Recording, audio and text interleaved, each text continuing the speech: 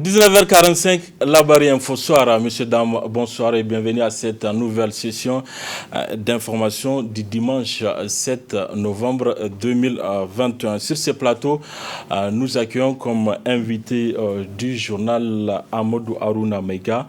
Il est coordinateur du comité Union Tillabéri pour la paix, la sécurité et la cohésion sociale. Monsieur Amadou Harouna, bonsoir. Bonsoir. Soyez le bienvenu sur ces plateaux de la télévision Labari. Actualité oblige, il sera question de cette insécurité grandissante qui sévit dans la région de Tillabéri. Mais en attendant, nous allons suivre le déroulé de l'actualité de ce jour. La Convention pour la République, CPR Ngantu de Kassou Mokhtar, a célébré hier à Niamey son 7e anniversaire. En marge de cette célébration, le bureau politique national de ce parti s'est déplacé à Tillabéri justement pour faire un don de 3 tonnes de riz à la population de Bani Bangou. Le point avec nos envoyés spéciaux Adam Soumana et Chebou Yisson.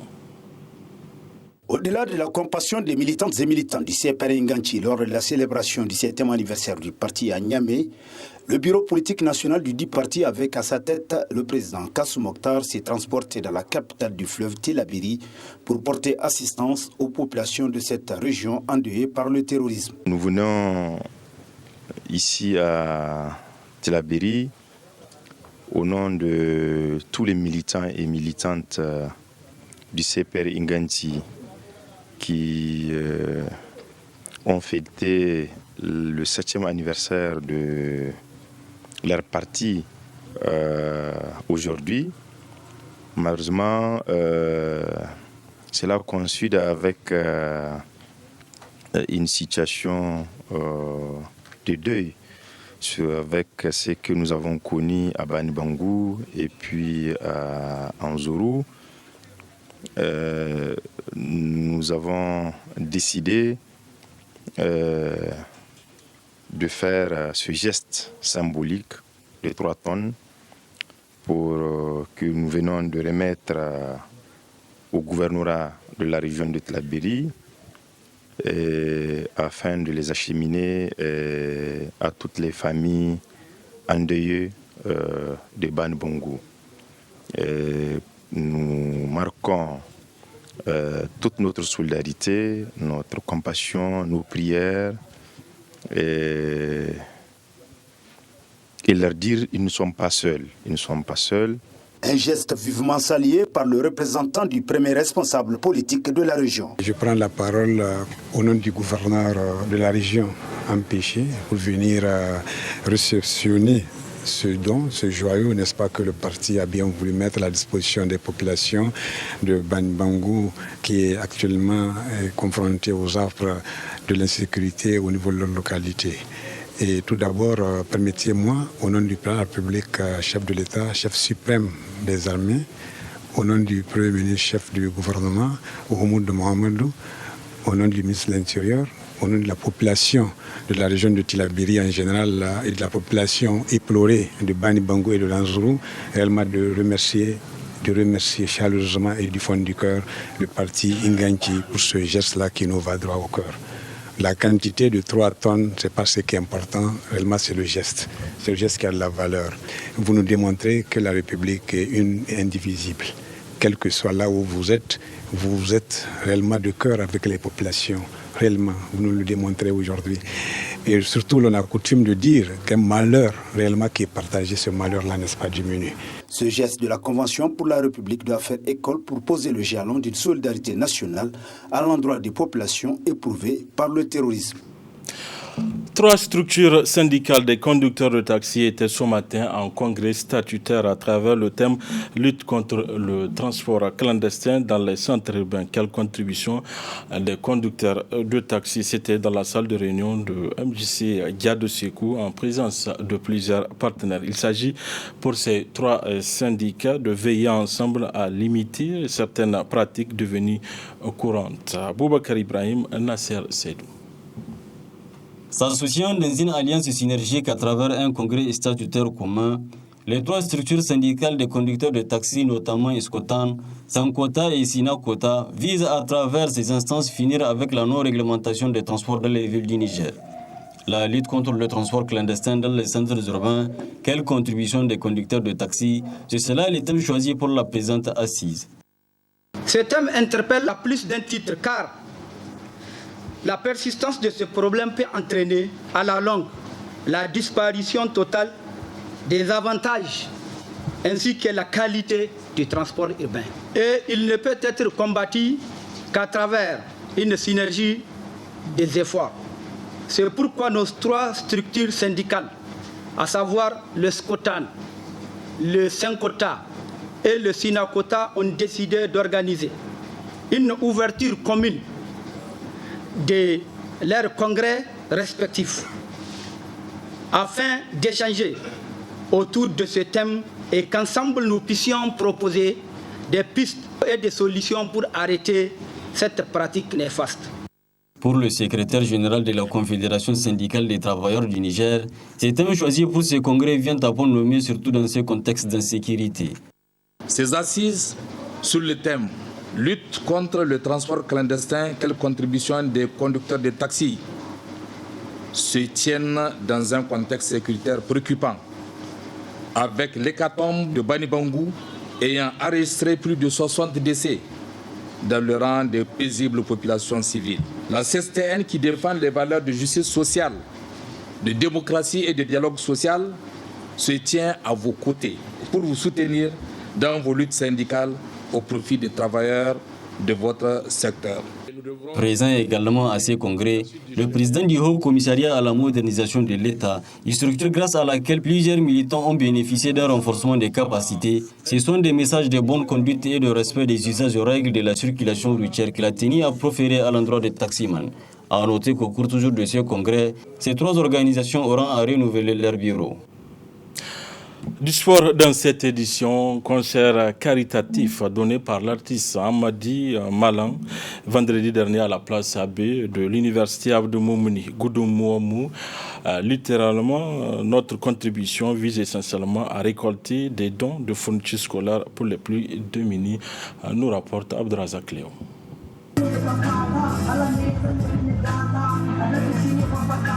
Pour cette 3e édition de l'initiative Goudoumouamou, c'est l'université Abdou Moumouni, en l'occurrence la place AB, qui a accueilli l'artiste Hamdi Malam et ses amis artistes, venus pour l'occasion lui prêter main forte et donner ce show qui a pour but premier de récolter des fournitures scolaires pour les plus démunis. On rend grâce déjà, on remercie l'ensemble des gens qui nous soutiennent et les gens qui sont aussi sortis massivement. Voilà. En tout cas, on remercie l'ensemble des gens qui sont venus pour accompagner cet événement. Merci. Et voilà. Goudoumouamou, c'est pas que Hamdi, c'est l'ensemble des artistes nigériens. Voilà. Et je pense que la majorité déjà, ils ont soutenu d'une façon ou d'une autre. Parce que même si les gens ne sont pas venus, il y a des gens qui ont envoyé leur contribution, il y a des gens qui ont fait des publications. Donc moi je pense que d'une façon ou d'une autre, les gens ont contribué et je remercie l'ensemble de ces artistes. Et déjà, le parrain de cet événement, c'est M. Fenobi, c'est d'ailleurs le président des artistes et le président aussi de l'association Anassim. Donc merci quand même à ces artistes. Je pense que les gens ils font d'efforts et c'est juste qu'il faut encore redoubler d'efforts parce que l'éducation de notre pays en a besoin. Il faut nécessairement qu'on apporte notre contribution à ces jeunes.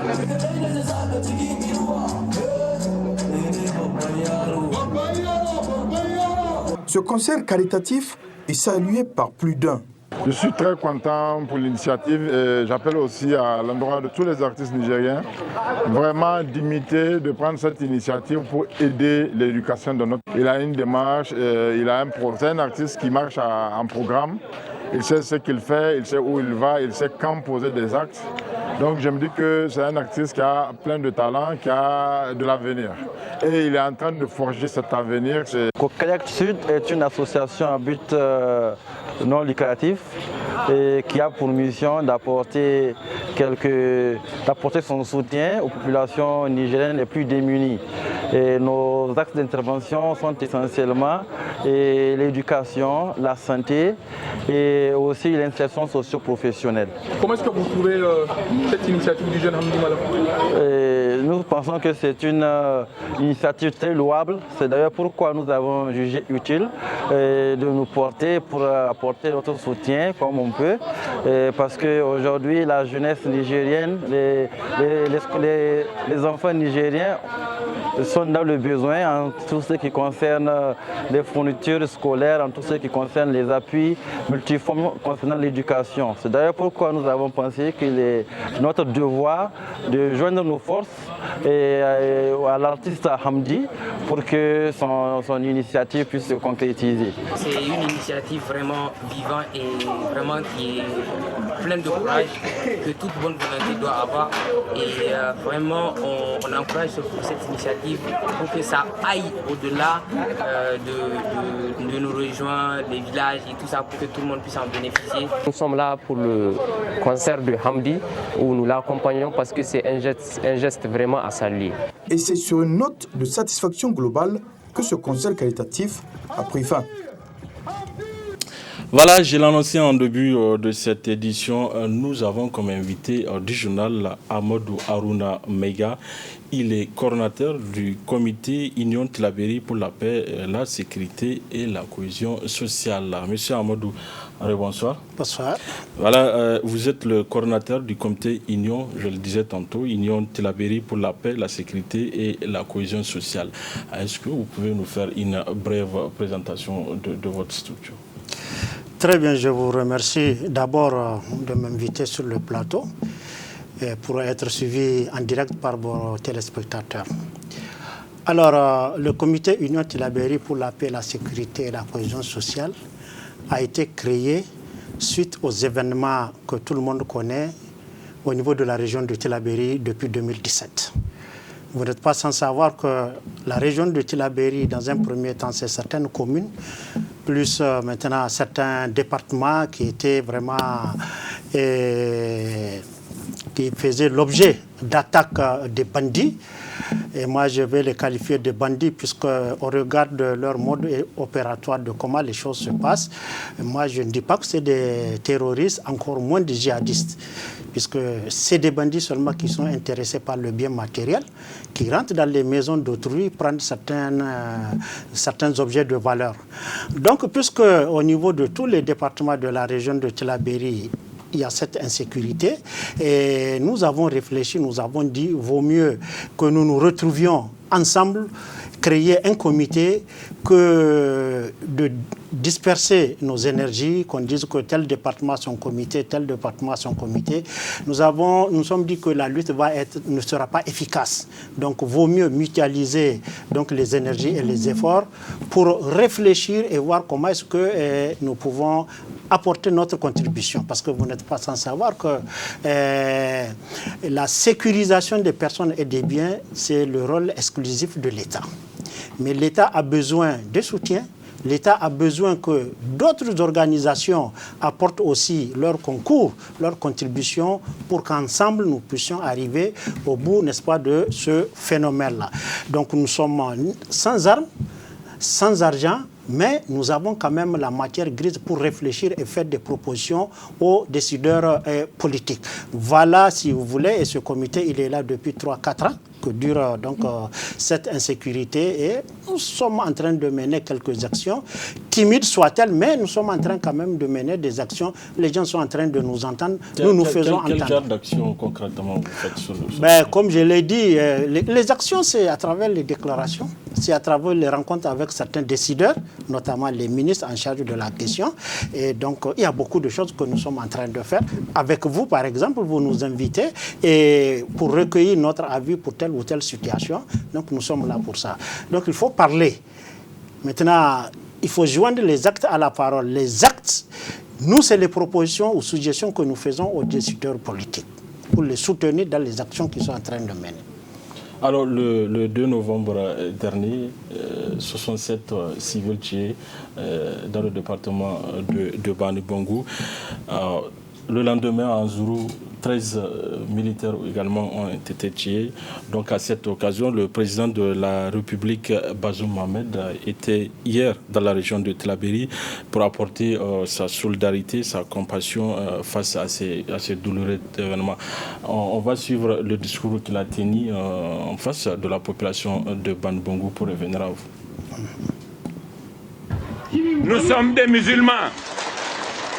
Je voudrais que nous sachions et que nous n'oublions jamais que nous sommes des musulmans. Il ne faut pas que des gens qui ne savent pas ce qu'ils font, parce qu'en fait, qu'est-ce qu'ils veulent? Ce qu'ils font là, où est-ce que ça va les amener? Ça fait combien d'années qu'ils font ça? Qu'est-ce que ça leur a rapporté? Ils sont sur des motos, ils tuent des gens, ils volent, et après, où est-ce que ça va les conduire? Nulle part. Ce sont des ignorants, ils ne sont rien. Mais, évidemment, ils vous rendent la vie difficile. Mais surtout, il faut éviter que cela dégrade la relation entre les communautés. Nous sommes des frères. Les Germains, les Sonraï, les Peuls, les Touaregs, les autres, les Haoussa, les Kourfayawa. Nous sommes tous les Arabes. Nous sommes tous des frères, nous sommes tous des musulmans. Si quelques-uns qui sont égarés se comportent de façon irresponsable, criminelle, font des choses choquantes, il ne faut pas que ça dégrade nos relations. Je suis venu, mes frères et sœurs de Bandibongo, vous implorer pour que vous conserviez notre vivre ensemble, pour que vous conserviez notre convivialité, des gens musulmans, des gens tranquilles, des gens non violents, des gens qui ne sont pas d'accord avec cette violence, des gens qui réprouvent ça, qui dénoncent ça, qui sont horrifiés par ça. Ça, c'est un des aspects du message que j'ai voulu vous communiquer. Voilà, c'était là le discours du président de la République, Bazoum Mohamed. Malgré l'insécurité, il a fait le déplacement, il a été à Bandibongo. Vous venez de suivre également son discours devant la population de Bandibongo. Alors, quelle est votre appréciation par rapport à ce déplacement et au discours du président Bazoum Mohamed? Merci. D'abord, un rectificatif, puisque à Bandibongo, c'est 69 morts au lieu de 67. Oui. Et dans l'Anzourou, c'est 17 FDS qui sont tombés sous les balles de ces criminels-là. Alors, nous avons suivi le discours du président. Oui. Et vous m'étonnez quand vous dites, malgré l'insécurité, il a fait le déplacement de Bandibongo. Mais il est le président de la République. C'est des Nigériens qu'il dirige qui sont là-bas. Donc partout où un seul Nigérien tombe, il doit aller si son calendrier le permet. Même s'il ne le permet pas, il doit créer les conditions pour y aller. Il est parti, on l'a suivi. Nous aurions souhaité qu'il aille... osé d'aller dans la région de... Non, moi je il y a une population qui vit là-bas, mais pour un président de la République, c'est osé d'aller avec cette insécurité grandissante. Le lendemain d'une attaque qui a fait 69 morts. Mais écoutez, il a été à Baroua. Là-bas, c'est très grave aussi, à Difa. Il a été là-bas. Il faut saluer son courage. Il est plus téméraire, plus courageux que son prédécesseur. Nous le saluons et nous le soutenons par rapport à ça. Parce qu'en fait, les gens, ils préfèrent de vous voir, même si vous n'apportez aucune solution, le fait de vous déplacer, venir, en tout cas, c'est une marque de compassion, de sympathie, de solidarité pour les populations victimes de cette barbarie. Il faut lui reconnaître ça, il a été en Zourou aussi, n'est-ce pas? Peut-être la seule différence, comme vous l'avez si bien précisé, c'est le lendemain de l'attaque. Mais vous savez, il y a plus de sécurité le lendemain de l'attaque que quelques jours après. Parce qu'on ne peut pas commettre de tels forfaits et rester dans la zone. Les FDS et autres, là, ils vont envahir la zone, ils vont encercler la zone. Ce qui fait que ceux qui ont commis ce forfait-là, ils ne vont pas rester là-bas. Donc, le lendemain, là, c'est plus sécurisant que quelques jours plus tard, à mon avis. Alors, il est parti. Il a tenu ses discours, les propos qu'il voulait tenir, il les a tenus. Des propos rassurants, mais cela ne suffit pas. Il faut que les propos soient suivis d'actes. C'est ce qu'il a fait en Zourou. Il a dit des choses en Zourou qu'il s'occupe lui-même personnellement de la situation, mais nous aurions souhaité, nous, comité, sans même qu'il se déplace dans ces localités-là, à Tillabéri, qui est le chef-lieu de région, qu'il fasse un discours au nom de toute la région et non au nom d'une zone pour dire je vais apporter ceci ou cela. Non, c'est Tillabéri dans son ensemble qui vit ce problème-là. Donc, la situation, les réponses qu'il faut apporter, c'est au nom de la région et non au nom d'une commune ou d'une zone. Il est parti, il a dit des choses, tout comme il est parti le 12 septembre à Anzourou. Il a dit des choses. Pour Anzourou, 1 semaine, 10 jours, il y a eu une accalmie. Mais sitôt cette observance-là est terminée, c'est les attaques tous les jours. Il n'y a pas eu de changement. Il n'y a pas eu de changement notoire. Il n'y a pas eu de changement. Après ce qui s'est passé le jeudi, où il y a eu les 17 FDS qui sont tombés hier nuit, dans la nuit du samedi au dimanche, il y a eu des attaques encore. C'est vrai qu'il n'y a pas eu mort d'homme, mais les mêmes éléments sont revenus parce que les FDS, ils ont quitté la zone. Ils se sont repliés au niveau de Ziban. Donc les autres, là, ils sont revenus hier. Heureusement, ils n'ont trouvé personne parce que les gens, dès que le soleil tombe, ils quittent, ils vident le village. Donc quand ils sont venus, ils n'ont trouvé personne, ils sont seulement repartis avec les quelques animaux qu'ils ont trouvés. Le président a parlé, il a dit ce qu'il veut dire, c'est bon, mais nous voulons voir du concret. C'est de ça que les gens ont besoin, du concret. Qu'est-ce que vous appelez du concret? Mais écoutez, qu'est-ce qui fait que tous les jours les gens sont attaqués alors que les FDS sont sur le terrain? Il faut changer de stratégie. Si les FDS sont absentes sur le terrain, ça peut se comprendre. Mais ils sont toujours là-bas. Prenons le cas de Bani Bongo. À Walam, il y a ce qu'ils appellent l'opération Al-Mahou. Il paraît que c'est une force spéciale. Al-Mahou, vous savez ce que ça veut dire? En langue germaine, c'est un ouragan qui renverse tout sur son passage. Ce Al-Mahou-là est à Walam. Et il y a eu plus de morts dans la zone de Walam au titre de l'insécurité que nulle part dans la région de Tillabéri. C'est un paradoxe. C'est un paradoxe, on ne peut pas comprendre. Là où il y a assez et suffisamment de forces de défense et de sécurité, c'est là-bas qu'il y a plus de morts. De deux choses, ils ne font pas le travail. Chaque fois, on les attaque par surprise. Ils ne sont jamais allés trouver ces gens là où ils sont. Et ils savent où ils sont. Les renseignements, on en fait quoi? Il y a l'argent, il y a même un service, je ne sais pas quoi, à la présidence DHE ou qu'est-ce que ça s'appelle. Mais il faut reconnaître aussi que Tillabéri partage une frontière plus ou moins assez poreuse. Ce qu'on appelle la zone de 3 frontières. Mais écoutez. D'où viennent les bandits? C'est aussi une question. Mais écoutez. Les 3 frontières, d'accord. Mais regardez les forces qui sont déployées au niveau de ces 3 frontières. N'oubliez pas que l'armée nigérienne est au niveau de ces 3 frontières. L'armée burkinabé, je ne sais pas le Mali, parce que le Mali, une partie du Mali est complètement et totalement occupée par les bandits. Et il y a l'opération, les forces G5 Sahel.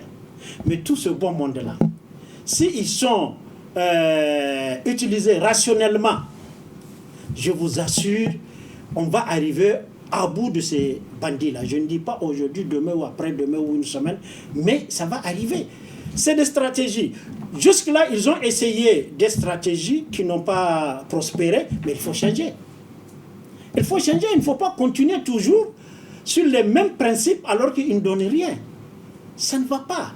Et nous sommes d'accord que du côté d'Anzourou et Bani Bongo, de ce côté-là, le Mali, il n'y a personne dans la zone nord du Mali, et les assaillants, du reste, pour la plupart, on les connaît, les gens les connaissent. Les gens les connaissent, c'est les gens du terroir. Certes qu'aujourd'hui, ça a pris une proportion au point où on trouve même des non-nigériens parmi ces bandits. Parce qu'il y a le gain facile. Donc il faut venir, ils font le rançonnage, l'argent là, ils se partagent. Sinon, jusque-là, personne ne sait pourquoi ils font ça, quelles sont leurs revendications. Peut-être vous, en tant que comité, c'est là où vous devrez intervenir, ne serait-ce qu'à travers des sensibilisations. Vous l'avez dit, vous n'avez pas d'armes, mais vous, en tant que comité, vous pouvez aller vers cette population, peut-être pour les sensibiliser. Mais écoutez, par exemple, notre comité, on dit comité Union Tillabéri pour la paix, la sécurité et la cohésion sociale. Il y a cohésion sociale. Vous savez, on ne l'a pas mis pour rien, la cohésion sociale. Parce que si on y prend garde, le président même l'a dit, si on y prend garde, ça risque d'être un problème communautaire. Et il faut l'éviter. Parce que depuis la nuit des temps, les communautés vivent paisiblement en symbiose. Et voilà aujourd'hui quelques individus égarés, drogués, je ne sais quoi, ils veulent compromettre tout ça. Et c'est pour ça que nous avons mis. Et nous avons dit qu'il faut tout faire pour garder cette cohésion. Dans tous les cas, ce que nous vivons aujourd'hui, ça va passer. Ça va passer. Il ne faut pas que ça affecte nos relations, ça affecte la coexistence entre les communautés. Et les pouvoirs publics ont bien perçu ça, que si on y prend garde, ça va arriver. C'est pour ça qu'en janvier, quand il y a eu l'hécatombe de Tchombongo et de Zarunde, je crois dans les 100 mois, le ministre de l'Intérieur, il a dit qu'il ne faut pas stigmatiser une communauté, une ethnie. Parce que même l'ethnie là, ce n'est pas tout le monde. Parmi cette ethnie là, il y en a qui sont victimes de la barbarie des autres. Et on entend des voix partout qui disent qu'il faut que les gens arrêtent. Ça ne sert à rien de s'en prendre à des gens avec lesquels vous êtes là depuis la nuit des temps. Notre action de sensibilisation, c'est vrai que nous ne sommes pas allés sur le terrain, mais il y a eu des moments où nous partons sur le terrain à l'occasion des attaques, et quand des autorités partent, nous les suivons pour parler. Mais depuis un moment, on nous empêche de partir parce que les autorités, pour elles, il y a des choses que nous allons révolter les gens, etc., etc. Et il le faut. Parce que depuis 4 ans, il n'y a rien qui change. Donc nous disons aux gens, mais levez-vous, puisque l'État qui a l'obligation de vous défendre, vous et vos biens, l'État jusque-là n'arrive pas à apporter une réponse concrète à cette situation. Mais il faut qu'on se lève pour aller. Est-ce que c'est pourquoi l'avènement de la création de ce qu'on appelle les jeunes là qui se sont formés en autodéfense? Mais oui, pourquoi pas? Pourquoi pas? Mais est-ce que vous savez que précisément dans la zone de Bani Bungu, il y a eu même des tris ethniques? Vous le savez? Ah, vous le savez, il y a eu des tris ethniques pour exécuter. Un jour de marché de Bani Bungu, au retour, les bandits, ils ont arrêté les véhicules pour dire, toi, telle ethnie, ils tuent. C'est un ras-le-bol généralisé. Et les jeunes, ils ont raison, c'est leur avenir qui est hypothéqué. Donc il faut qu'ils se lèvent pour se défendre. Peut-être que l'État mettra plus de moyens, l'État sera plus regardant dans ces zones-là et apportera une réponse, celle que tout le monde attend. Alors, est-ce que vous pensez que les comités d'autodéfense, là où l'armée n'a pas encore réglé ce problème, ces comités peuvent apporter un plus? Ah oui, les comités peuvent apporter un plus. Vous allez me dire que c'est des risques, mais bien sûr. On dit on ne fait pas des omelettes sans casser des œufs. C'est une guerre, c'est pas autre chose. Il ne faut pas l'appeler autre chose. C'est une guerre. Une guerre, tu tues, on te tue. C'est que le nombre de tués parmi les jeunes est trop, 69. C'est ça qui fait pleurer certains. Mais c'est une logique de guerre, ça. C'est une logique de guerre. Eux-mêmes, sachant que s'ils partent, voilà ce qui va arriver. Voilà ce qui va arriver. Alors, ça va apporter une réponse, je vous dis. Parce qu'aujourd'hui, c'est suite à ça qu'il y a eu ces jeunes-là qui ont perdu leur vie. C'est suite à ça que le président est parti là-bas. Ça fait longtemps, depuis 3-4 ans qu'il y a l'insécurité. Aucun président n'a été là-bas. Et même les ministres, ils vont, c'est quand on tue les gens. Donc aujourd'hui, le président, la voie la plus autorisée. La voie la plus autorisée. Et aller là-bas. Aller là-bas. Et il a demandé à la population de faire confiance à l'armée, à la gendarmerie, à la garde nationale, à la police aussi. Mais pourquoi ça veut dire quoi ça? Si on ne faisait pas confiance à ces corps habillés, ça ne serait pas ainsi. Les gens leur font confiance, mais malgré qu'on fait confiance à ces corps habillés, on dénonce ce qui n'est pas bon qui est en train d'être fait. On dénonce. Mais on reconnaît que ça leur revient la sécurisation des populations et de leurs biens. Mais si quelque part, ça ne donne pas de fruits, il faut que les gens s'assument. Si véritablement ils font bien le travail, personne n'a besoin de se jeter à l'eau, sachant les conséquences. Sachant les conséquences. Le président l'a dit, votre sécurité, c'est l'État qui doit l'assurer.